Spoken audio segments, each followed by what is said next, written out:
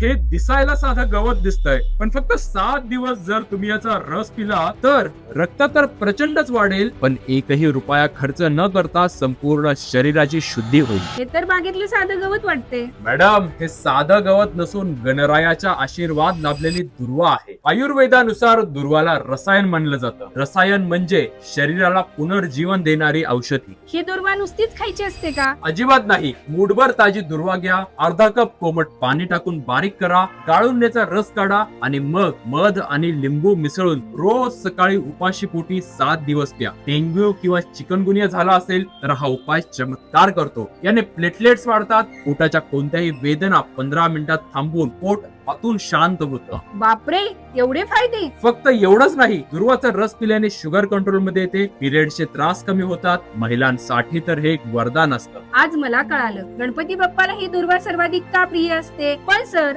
हाडांच्या वेदनांसाठी हा रस उपयुक्त आहे का? हाडांच्या वेदनेवर सुद्धा हा रस उपयुक्त असतो, पण जर हाडांचे त्रास एका लिमिटच्या वर गेले असतील, गुडघ्याचा, मणक्याचा, खुब्याचा, खांद्याचा जर कुठला गंभीर त्रास असेल तर एकदा जीवन ऊर्जाला संपर्क करा. जीवन ऊर्जा म्हणजे हाडांसाठी एक नवीन संजीवनी. Thank you sir. थँक्स मला म्हणू नका. पहिलं थँक्स आयुर्वेदाला म्हणा आणि दुसरा थँक्स त्या जीवन ऊर्जाला म्हणा, जे आपल्यापर्यंत हा व्हिडिओ घेऊन आले आहेत.